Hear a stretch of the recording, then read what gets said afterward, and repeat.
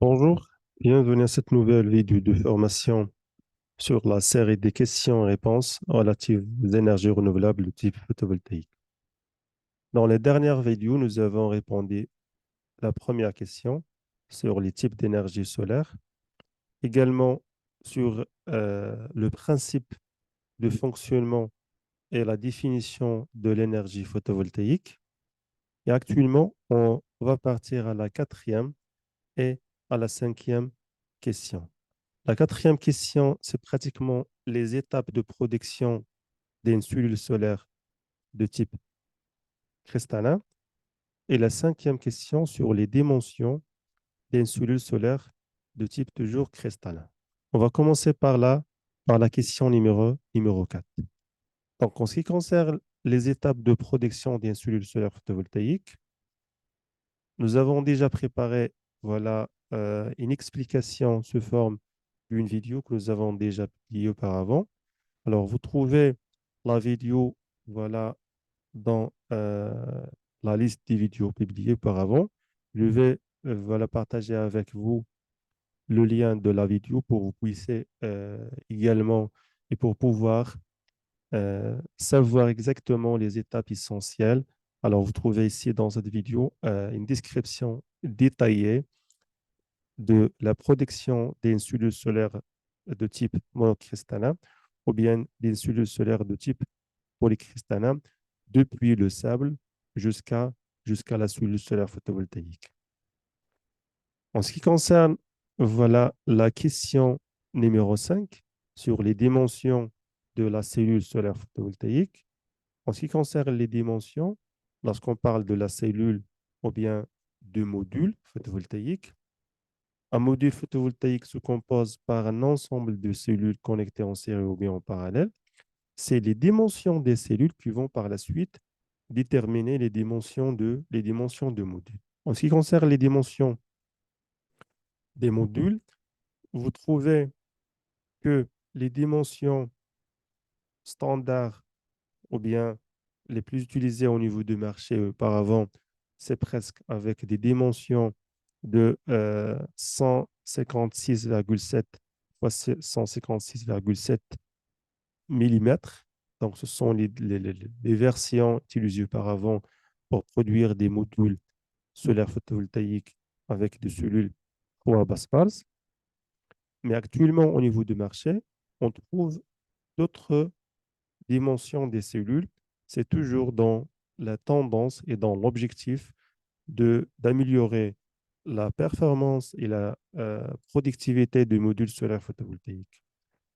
Voilà, en ce qui concerne la tendance, bien les tendances des cellules solaires photovoltaïques. Auparavant, nous avons parlé de la version, ce qu'on appelle la version M0. M0, ça veut dire avec des dimensions de 156 mm fois 156 mm. Ça veut dire avec des dimensions carrées.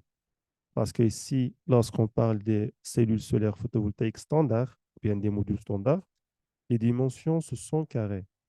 La longueur et la largeur, c'est pratiquement la même, la même valeur.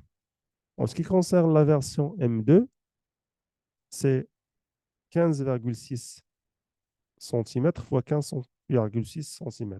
Ça veut dire 156,7 mm fois 156,7 mm. Toujours dans la tendance, ils ont introduit ce qu'on appelle la version M3, toujours pour améliorer la productivité du module. Dans cette version, les dimensions du module deviennent plus ou moins plus larges par rapport aux autres, ou bien par rapport aux anciennes versions M0 et M2. Alors ici, c'est vers voilà, 15,8 cm fois 15,8 cm. Par la suite, nous avons trouvé la version M4, la version M5, la version M6 jusqu'à la version M12. Dans la version M4, c'est pratiquement 161,7 mm fois 161,7 mm. Et actuellement, on parle de la version M12. Dans la version M12, les dimensions de la cellule, c'est voilà, dans l'ordre de 21 cm fois 21 cm, ça veut dire 21 cm au carré. Automatiquement, si on compare la version M12 par rapport aux autres versions, on trouve une grande différence en termes de dimension.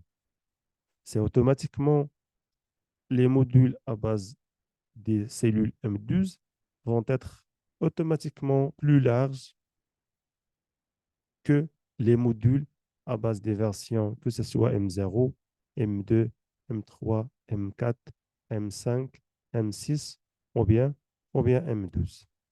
Donc, à chaque fois, on travaille avec des cellules solaires photovoltaïques de grande dimension, automatiquement, le module voilà, fabriqué sera voilà, avec des dimensions larges par rapport aux anciennes versions. Actuellement, au niveau du marché, on trouve pratiquement toutes les versions, mais vers la tendance toujours d'améliorer la performance des modules est également d'augmenter la puissance des modules, parce qu'actuellement, auparavant, nous avons parlé des faibles puissances au niveau des modules, des puissances de l'ordre de 60 watts, 100 watts, 120 watts, mais actuellement, la tendance, c'est pratiquement vers 700, 700 watts, mais à base des cellules solaires, voilà, euh, cristallins de, de version M12. On voit ici, donc, ce sont la face avant et la face arrière de la cellule. C'est pratiquement les versions les plus utilisées auparavant. C'est 156,7 millimètres au carré au niveau des dimensions, au niveau des dimensions de modules solaires photovoltaïques.